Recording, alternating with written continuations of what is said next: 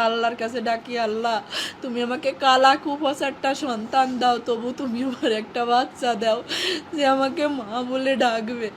লিফটে ঢুকবে তখনও ঘুরে ফিরে আমার দিকে 2-3 বার তাকাচ্ছিল। আমার ওই তাকানো এখনো চোখে ভাসতেছে। অনেক আল্লাহর কাছ থেকে চেয়ে না সন্তান আমার। আমার যখন বিয়ে হয় আমার ছেলে মেয়ে হতো না, 8-10 বছর ধরে ছেলে মেয়ে হয়নি। অনেক কষ্ট করছি আমি, অনেক কথা শুনছি মানুষের। মানুষ যা খাতি আমাকে বলছে আমি তাই খাইছি, তারপরেও কোনো সময় আমার ছেলে মেয়ে হয়নি। এক সময় আমি নামাজ রোজা কোরআন শরীফ এইগুলো করতে শুরু করি আর আল্লাহর কাছে ডাকি, আল্লাহ তুমি আমাকে কালা কুফাসারটা সন্তান দাও, তবু তুমি আমার একটা বাচ্চা দাও যে আমাকে মা বলে ডাকবে। ডাক্তার কবিরাজ দেখাতে দেখাতে আমার সিনথিয়া হয় আমার বিয়ের 9 বছর পরে গিয়ে।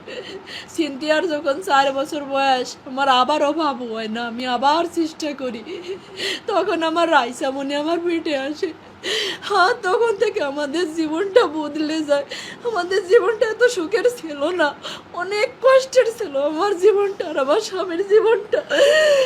একে তো সন্তান হারা, আমাদের টাকা পয়সার সমস্যা, সব কিছুর সমস্যা ছিল। যখন আমার রাইসা আমার গর্ভে আসে আমার জীবনটাই বদলে যায়। আমার রাইসা যখন জন্ম নেয় তখন ওর আব্বু ব্যবসা শুরু করে। আজ ওর বাবা ব্যবসায়ী, প্রতিষ্ঠিত ব্যবসায়ী, কিন্তু আমার বাকি নাই। আমার লক্ষ্মী মেয়ে বুড়োই গেছে। আমার লক্ষ্মী রে তো আমি বলবো না, আমার ওইটুকু লক্ষ্মী। 8 বছর বয়স শেষ হয়ে 9 বছর চলতেছে। 9 পারা কোরআন শরীফ পড়েছে আমার রাইসামণি।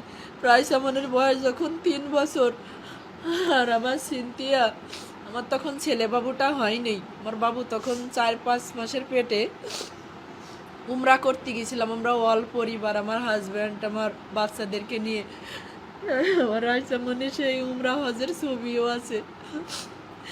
আমার রাইসামণিরেও হজ করায় নিয়ে আসছি। আমি আল্লাহর উপরে বলছিলাম, যখন ওরে পাওয়া যায়নি আমি বলছিলাম, আল্লাহ আমার সন্তান খুঁত হয়ে থাকুক, তবু তুমি আমার কাছে জীবিত ফিরেই দাও।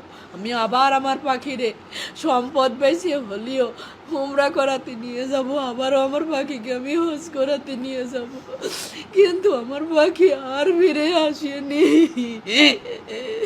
আর আমার পাখি যে চলে যাবে, ওই দিন আমি চেয়ার ধরে ডাইনিং টেবিলের কাছে দাঁড়াইছিলাম, আর আমার পাখি যখন যাচ্ছিল দরজা দিয়ে লিফটে ঢুকবে তখনও ঘুরে ফিরে আমার দিকে 2-3 বার তাকাচ্ছিল।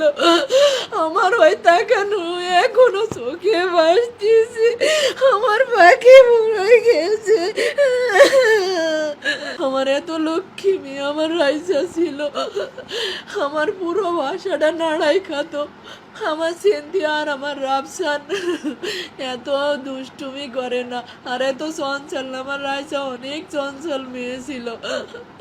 আর আমার দুলালি আজকে আমার কাছে ফিরে আসছিল আসবে।